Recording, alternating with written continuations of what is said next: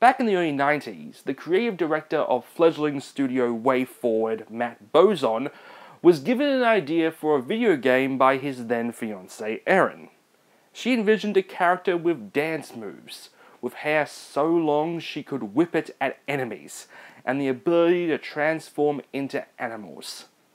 While it would be several years later before the game was released, it became a cult classic, and spawned the studio's first and most successful franchise.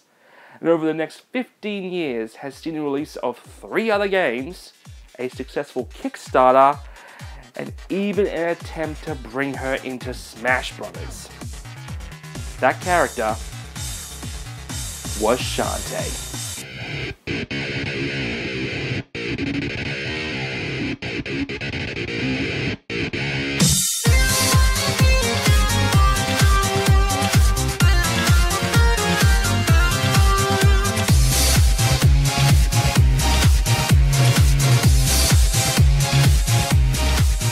Development on the game was originally planned for the SNES, PC, and even the PlayStation, but ultimately the game went to the Game Boy Color, for which the studio had already developed other titles for. However, finding a publisher was another issue entirely. WayForward pushed the Game Boy Color to its absolute limits with the design of this game, which in turn required a more expensive cartridge. That, and being a new, untested IP, it was going to be hard to find someone to take the risk. Fortunately, Capcom stepped in and released the game.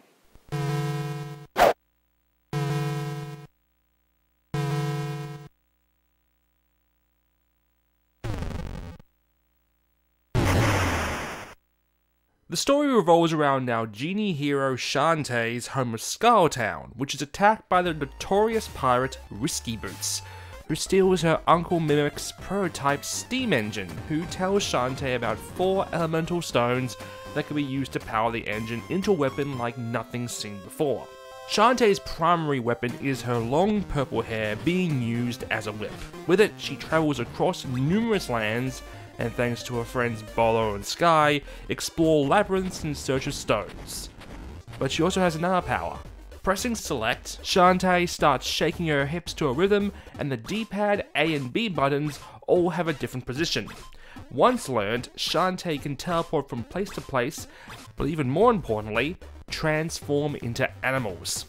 A monkey, an elephant, a spider, and a harpy. The monkey allows her to climb walls, and the elephant can smash down walls. She also has access to swinging pike balls and potions to keep her hearts up.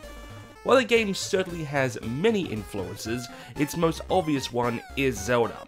More specifically, with its side-scrolling, active towns, lives, and bloody difficulty, it's most closely related to the often forgotten Zelda 2.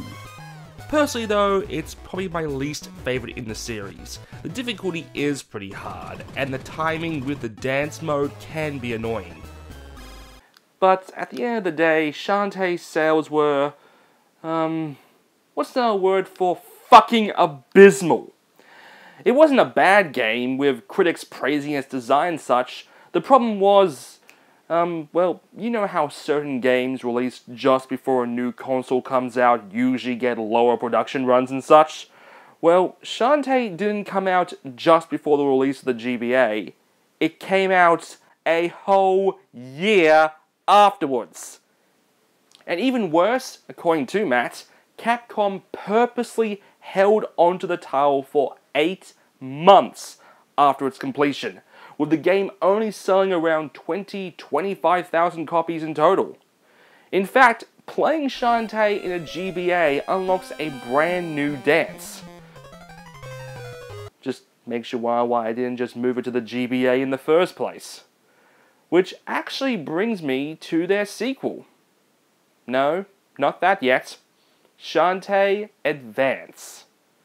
The screenshots you see are from Shantae 2 Risky's Revolution, and it appears to be an upscaled port of the original, and unfortunately it got cancelled due to it being unable to find a publisher. It would be years before our Purple Haired Half Genie would reappear. During that time, WayForward spent their time being a developer for hire. working on properties like SpongeBob, Justice League, and even a brand new Contra for the DS in 2007. But in 2010, Shantae would finally return, this time as a DSiWare title called Risky's Revenge, in all regions except Australia. I have no ways to access it on my 3DS. Thank you, Nintendo. But 4 years later, Risky's Revenge will be released on other platforms under a Director's Cut label. It begins with Uncle Mimic unearthing an ancient lamp, which is then taken by the returning Risky Boots, which leads to Shantae battling a pirate ship and getting fired from her genie position by the fat oaf of a mayor. Despite that, Shantae is determined to stop Risky once again, and under the instruction of her uncle, sets out to collect 3 magical seals before Risky does. The game plays just like the first one, although the transformations require just to hold down the dance button for a certain amount of time. They include the monkey, the elephant, and this time, the mermaid, to incorporate swimming, and teleportation is now done by squid warp towers. The game also utilizes multi-layer worlds. Using special jump pads, Shantae is able to jump forward or back on a different playing field of the world. It definitely is a better approach to the extra long segments in the first game, and the pixel sprites and 4.3 border aspects give the game a real SNES feel. That being said, while the game is definitely easier than the original, especially with the removal of lives, it's too easy to break the game in half. Firstly, you have things like Silky Cream that allow her to whip harder and faster. And unlike last time where the pike ball was a one-time weapon that expired after a few seconds, it was now a mainstay that only requires magic to operate. Not to mention magic and health potions are super cheap to buy. So you can essentially keep upgrading the pike ball and just surf through half the game, which isn't that long to begin with. You're looking at about 5 to 6 hours on your first run through, until you reach Risky, who uses the lamp to steal Shantae's powers, and after defeating her, has to accept her new life as a mortal. The same year the director's cut of Risky's Revenge was released, would also see the release of a brand new game on the 3DS and Wii U, entitled Shantae and the Pirate's Curse. The game once again begins with Skulltown under attack, this time by the Ammo Baron. But soon enough, Risky appears, having captured Shantae in a bathtub and... can some of those bubbles pop, please? Oh, God, what? Oh, sorry. However, this time, she needs Shantae's help to stop a curse foreshadowing the return of the Pirate Master. You go with Risky on her boat to several different locations to retrieve her gear and stop the curse. Because of Shantae's mortal status, there are no transformations in this game, instead utilizing items such as a pistol, scimitar, and a hat to help progress throughout the game. Out of the 4 games, Pirate's Curse is the one that sticks out the most, and while you can still break the game with the pike ball and such, it's not to the same degree as Risky's Revenge. But I have money and I'd buy a copy. Well, that's nice, but unfortunately, it's not enough money to make In 2013, following the Kickstarter boom caused by Tim Schafer, WayForward launched their own crowdfunding campaign to make a brand new Shantae game presented for the first time in HD. This game would be called Half Genie Hero. The campaign was successful, making over $700,000 on Kickstarter, with an extra $200,000 through donations on their website. And at the end of last year, we finally got it. The game begins with Shantae waking up in the middle of the night, finding a secret entrance in her uncle's workshop, and receiving a message from the spirit world. Shaking it off as too much ice cream, her uncle prepares for his newest creation before once again, Risky attacks the town and Shantae is fired. The game plays like a combination of the previous two, with Shantae picking each location thanks to Sky's bird wrench, and once again being able to transform into a wide variety of animals. And besides potions, Shantae is able to pick up random food and scoff it down for health. Be careful though, Shantae, or go straight to your thighs. The design of the game feels incredibly detailed, with each land feeling different and some kick-ass tunes.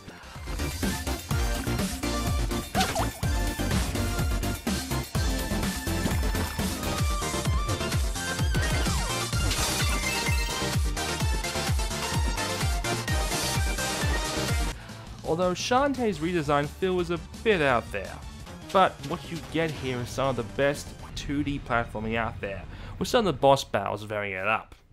WayForward didn't just work on this game by themselves though, they also got help from Studio Inti Creates, who have made great titles like Mega Man 9, Blaster Master Zero, Mighty Gunvolt, the upcoming Bloodstained, and oh god.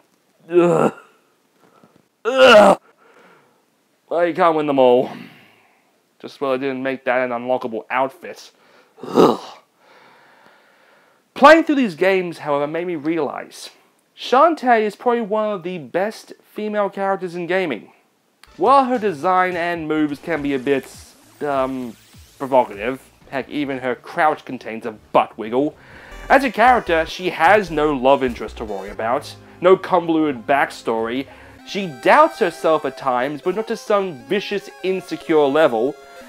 Basically what I'm saying is, fuck other M. Over the years, Shantae has evolved from a cult classic on the Game Boy Color to almost 20,000 people backing her game on Kickstarter. And it's only gotten bigger. Last year, Limited Run Games, which specialize in releasing digital titles as limited physical copies, released Risky's Revenge and Pirate's Curse as physical PS4 releases. Only about 6,000 of each were made. I had to wake up at 2 AM my time to buy my copies, and they sold out in the span of 15 minutes. And you probably remember a few years ago when Smash Bros. Opened the floodgates with the Smash Bros. Ballot, nominating seemingly anyone to the game. And while Nintendo never released the final results, what we've been able to figure out besides the obvious choices in King K. Rool, Ridley, Banjo-Kazooie, Shovel Knight, and the ultimate winner Bayonetta, is that Shantae proved to be a very determined candidate. Now, I don't blame Nintendo for ultimately picking Bayonetta. If you're gonna pick a sexy, dancing, magical deity, then you should pick the one you spend millions gaining exclusive rights to. But speaking of exclusive, WayForward could benefit from making Shantae exclusive. Not the whole company, but partnering with Nintendo as a publisher. Or at least take a page out of Shovel Knight's book and produce their own amiibo. Now, to experience Shantae for yourself, Risky's Revenge, Pirate's Curse, and Half Genie Hero are all available on PS4, Xbox One, Wii U, and PC. Although, good luck trying to find the limited run releases on PS4. Or the original Game Boy. Like I said at the beginning, Shantae's original release saw only 25,000 copies made. So even finding a copy, let alone one that's not going for an absolutely bloody insane price, well, let's just say it'll be easier finding a real genie and making a wish. Luckily, Shantae is also available on the 3DS Virtual Console for a much more fair price. As for the future of Shantae, to be honest, I don't know. After playing through all 4 of her games, some red lights started to appear, merely how it feels all 4 games meld into one another. Pretty much every game begins with someone attacking their town, some basic transformations, and 6 or 7 hours later, it's over. Even the one game that tried to change things up, Pirate's Curse, only returned to the status quo. But, as a studio, I don't know where WayForward can go. Obvious answer would be to go 3D, but jumping to that dimension isn't easy for a small studio without the help of a major publisher. Just another reason why Nintendo would be a good ally. But regardless of that, Shantae's current titles are still games you need to check out, and let's just hope that she continues to live on, so she can whip that hair, shake those hips, and wiggle that booty. I'm Enigma, and this has been the Shantae Retrospective.